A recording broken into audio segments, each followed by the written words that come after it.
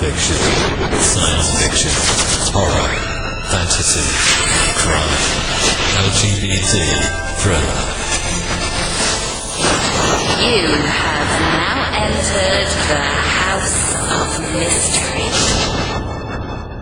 Welcome back into the House of Mystery. I'm Al Warren, and we've got Mr. Michael Broken Thumb Hawley. That is correct. So what's going on? My other thumb is not. Oh, yeah. So you can only hitchhike one way? That's right. Oh, right. Now, today we've got a best-selling author. She's written several novels up to now, and today we're talking about her newest book, Strangers in the Villa. So welcome to the show, Robyn Harding. Thanks so much for having me. Robyn, what is going on here? Crime fiction. What's Strangers in the Villa? Should we be looking out for something? Yeah, so it came out on Tuesday, and it is about a couple whose marriage is rocked by infidelity, and they decide that the best course of action is to leave the scene of the crime and buy a remote villa on the hillside above the Costa Brava in Spain and rebuild their marriage while they are rebuilding this rundown old villa. And one day, a couple of backpackers break down. Their van breaks down on the road outside, and this unsuspecting couple, lonely and isolated, invite them in. And that turns out to be a pretty big mistake. Always does. Were they American? No, sorry. I think you're Australian, you said, right? Australian backpackers, American couple. Ooh, there you go. So now we get it. Well, so when you take a story like this, did you have like your characters first? Is that how you develop a psychological thriller? Or do you kind of have an idea of what you want, to happen, and then you develop characters fit?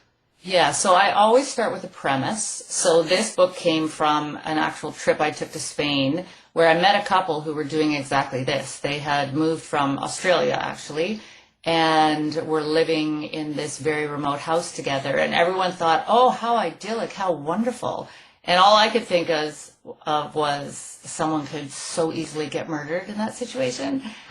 So I took that and that premise and kind of developed a plot. And then what I do is I create characters that I want to drag through the mess. So I write character profiles. I figure out my points of view, that I have 4 points of view in this novel. And then I create profiles for them so that I really know these people, a little bit about their backstory, their upbringing, their relationship history, and that kind of informs how they're going to react when their world goes crazy and they're in danger and, plotting and planning. Well, before you write, you have their profile already done. I do. And it's not very detailed. It's more like note form. I just write a bunch of notes down and I just kind of free flow. But there's certain things I would really like to know about them. And then, you kind of go, okay, so how would they react to this? Like, I know how I might react, but how would they react? And why do they react that way? And if you know all these details, then it really helps you as, to make choices as a writer. So that's interesting. So when you travel, you're traveling, and then you see this couple, and the first thing you think about is someone could get murdered here. I mean, let's talk about your background here. Like, what's going on? Like, no. But then when you talk about these characters, you kind of have them, laid out, the 4 main ones here, and kind of briefed out and stuff. As it goes, and as you're writing the story, do these characters sort of take control in a way? Do they have a voice that you hear, and you picture them sort of, and it all sort of, they sort of becoming their own entity? Is that how it works for you, or is it different for you? Yeah, it's kind of like that, and I love that question. I was asked something similar recently. Someone asked me, like, do you see it as a movie when you're writing? Do you hear it as a story? Or how does it work? And for me, it's like I'm in a movie. So I actually feel like I'm inside these characters and feeling what they're feeling. And another writer friend said same thing, and she said her posture changes depending on who she's writing. Like you're embodying these characters. So I'm thinking, like, what is she feeling right now? What is he feeling? What is he thinking? So it's quite immersive the way I write my stories. Do you also picture them? Do you kind of have an idea of who would play, let's say, Sydney or Curtis? A little bit, but I try to keep it a bit vague because, I have sort of a blurry image and there's a little bit of character description, but I don't go too heavily on that because I think when I'm reading, I want to create my own image in my brain. So I don't want to be too prescriptive. Yeah, I've heard that a few times. I've heard that too from some big writers. They say that if they start to picture someone they know, like from a movie or TV or whatever, that it sort of lends that direction in the character as well. It kind of leads them astray somewhat. Yeah, that makes sense. And you know what? I've been lucky enough to have a lot of my books optioned for film and TV. And so you don't want to be too limiting with your characters that only, blue-eyed blonde actresses can play a character, what have you. Only Johnny Depp can play that character. So, uh-oh. Hey, listen, Michael is looking for work right now. Oh, there you go, Michael. Yeah, that's right. Yeah. He could be the killer, of course. Of course. Well, I lack remorse, by the way. When you take that, Bud, do you enjoy writing the bad characters more than the good characters? Like, do you have a preference? Well, I think some readers would say that none of my characters are really very good characters. I feel I'm like, what's wrong with Sydney? She's perfectly nice, and people are like, oh, she did this and that and thought this and that, and my defense is always like, we're inside these characters' heads in the worst moment of their lives. Wouldn't we all have terrible thoughts at certain points if people were privy to them? So I do like really complicated characters. I like them to be real and a little bit good and a little bit bad. And the baddies are definitely fun, the ones who are really bad. I love doing psychological research into why people do the things they do. And in fact, I feel like my books are more why-done-its than who-done-its. That's what is fascinating to me. Wow. How do you go about doing that? Like, so you kind of got a scenario set up here, and you've got the travelers that turn up at the door, and then all of a sudden things go awry, bad things start to happen, so to speak. So how do you kind of get into that mindset to make it real? Yeah, so there are a lot of secrets in this novel, and these travelers that show up at the door have a much longer and darker connection to these characters that is quite timely, actually. So I get, for example, I would look into like the psychology of revenge and obsession, and I just really fascinated with that kind of stuff. And I also have a good friend who is a psychologist, and she's so helpful for bouncing ideas off of. And I actually have transcripts from couples therapy interspersed throughout this book. So this couple is working on their marriage, and we go back and we learn about this infidelity and what it's done to them and how it's, broken the trust. And the theme of the novel is really what is forgivable. Using these couples therapy transcripts were really a fun and helpful way to get backstory in. So is murder forgivable then? Is that what we're saying? So when you are doing this, do you have a subtext? Is there something that is underneath these characters that you want people to take away from the story? Well, I guess I am always just writing to entertain at the end of the day. But, like I said, there's a theme that's an undercurrent of, what would you do? What could you forgive? What would you be willing to sacrifice if you really love someone? What would you be willing to overlook? And, I think in our current times, it is so nice to have, nothing is better than just losing yourself in a story. And so that's my main objective. But, there's layers in all my books and most books that, have some depth. So they're there, but that's not my primary objective. Yeah, more organic than maybe, And Spain, is Spain a character? Oh, yes. So Spain, I actually spent about, I don't know, 2 weeks in the same town, and I knew I was going to write this novel off. As soon as I met that couple and had this idea, I thought, okay, I think I'm going to write a novel set here. So I started collecting like real estate brochures. I took a lot of photos around the area, of course, and did some walking up in the hills and these, very isolated villas that I found. And Did you speak with locals too to get their feel for that? well, no, because what exactly I didn't, because this couple are so isolated from the locals. So they don't speak the language. Oh, I got you.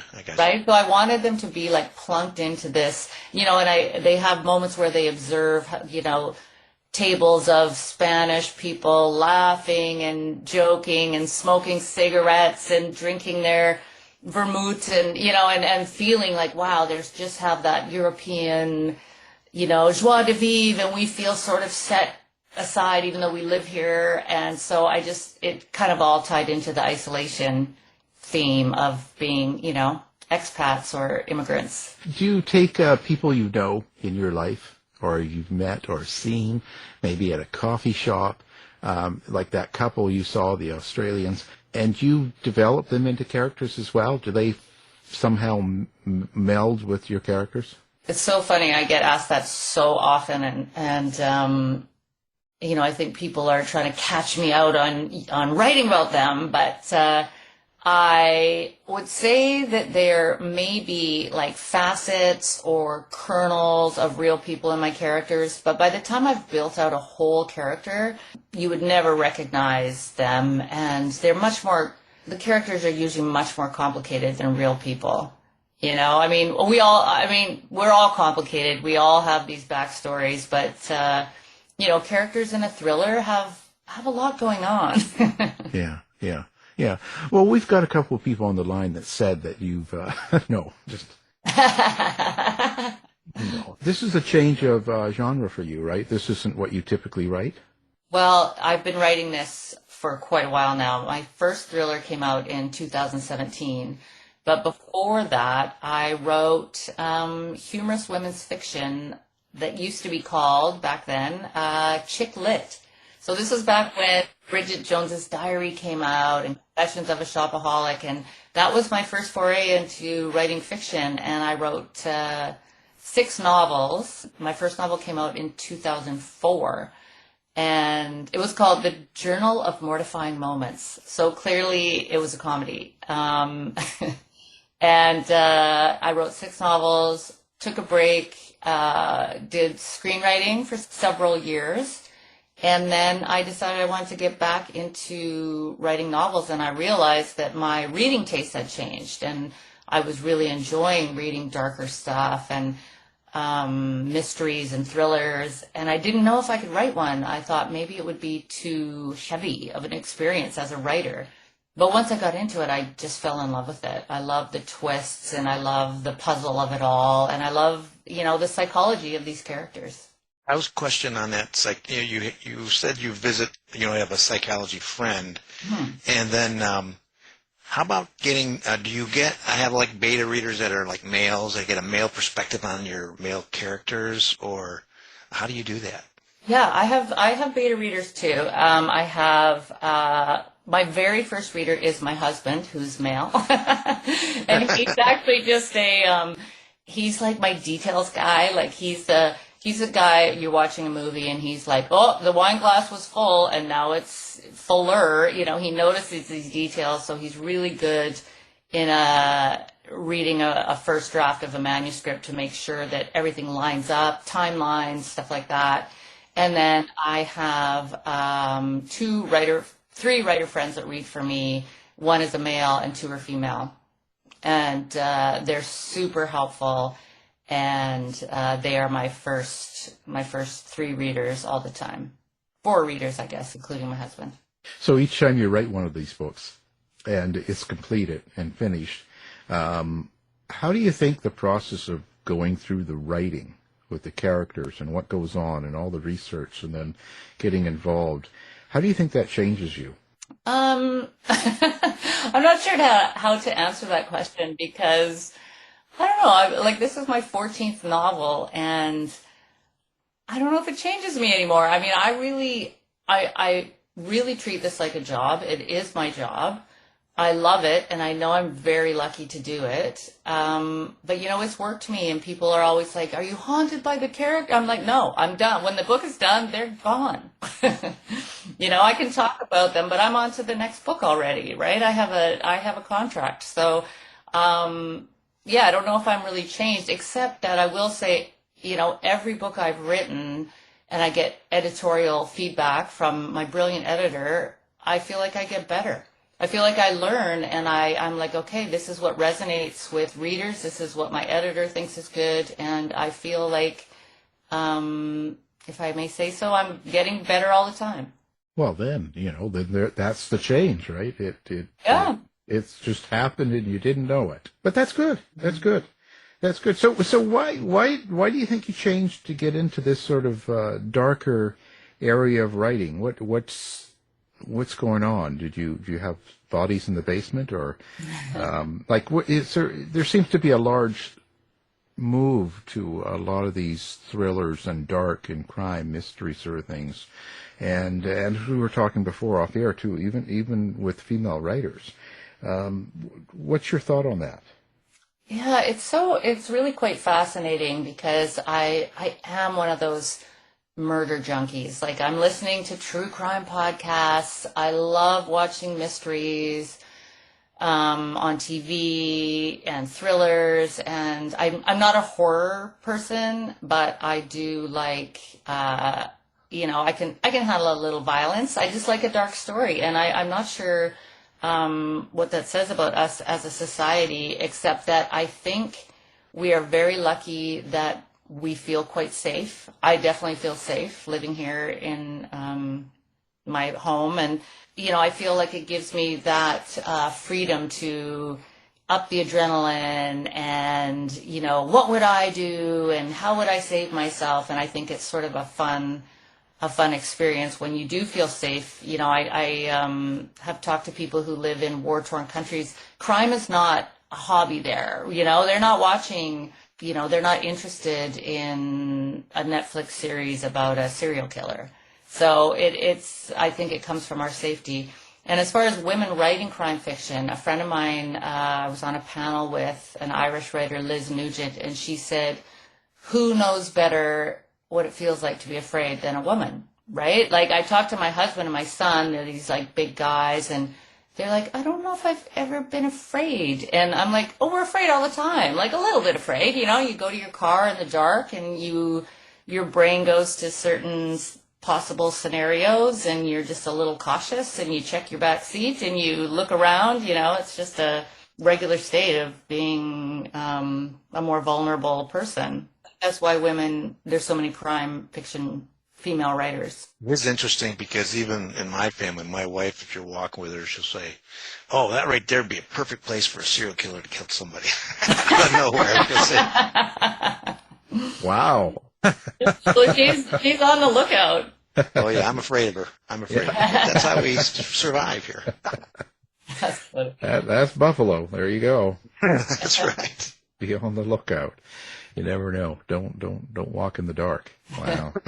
What goes on at the end of the book? Do you take a break, or do you jump right into a new project already, or where do you go? So I do like to take a little break. And at first I am like, oh, so nice to just let my brain relax and stop puzzling over these people. But pretty soon I start to get antsy and eager to dive back in. And I have a 2-book contract this time, so I'm already working on another book that I will hand in. I have about a year to write it, actually, but it's kind of a complex story, so I am just about diving into that. Do your characters ever stick around? After you do a book and move on and stuff, do any of the characters, not only this book, maybe in the past, that still come back to you? No, they never do, and I know a lot of writers will do that, but for me, the most fun I have when writing is creating the world and creating the characters. So I always create new people, and that's part of the challenge when you've written a lot of books, is to keep everything fresh and explore things that you've not explored before. And so I keep trying to, create original people with new complexities, and I have a lot of fun with that. So you'd be planning to do any promoting? Are you going to any book shows or events or anything like that for the book? Or I am, actually. I'll be, Toronto has a festival called Motive. It's a big mystery festival at the beginning of June. And I'm going to Mount Joy, Pennsylvania, to a haunted brewery to do Nice. a big event called Haunt the Readers. And it's actually haunted. They've sent me pictures of the ghosts. I'm so excited about it. Great. And from there, I'll do a book event in New Jersey and another one in New York. So Thunder Road Books in New Jersey and Murder Books in New York. wow, interesting. Going to BoucherCon this year? Or? I am going to BoucherCon, yeah. Are you going? I'm still on the fence. Oh, yeah, it's not a long flight for me, so definitely going to be there. It'll be, I haven't been since Dallas. COVID happened and, just didn't work out. And so I'm really excited to see everybody. I went to Thriller Fest a couple years ago, and that was a ton of fun. But, definitely in for BoucherCon this year. Well, that's great. Well, listen, where do people find you? If you like readers to follow you and stuff like that, do you have a website? Do you have social media? Give out your contacts. Definitely. So I am on Instagram at rhardingwriter, and I am on Facebook, Robyn Harding. I think it's author Robyn Harding is my author page, or I'm just on there as a regular person, Robyn Harding. And I have a website, robynharding.com. And Robyn is with a Y. I should be clear. It's easy to Google you, though. That's the other thing. It's just Google you, and you find you. Lots of stuff comes up. Yeah, definitely. Well, we'll make sure all that's up on the website as well so people can find you and find the book and everything. And congratulations on this. It's fantastic. Thank you. New book. It's called Strangers in the Villa, and it's a novel by Robyn Harding. It's out now. Thanks for being here. Thanks for having me. That was a great chat. This has been a production of the House of Mystery Radio Show. To find out more about our show, guests, or hosts, go to our website at houseofmysteryradio.com.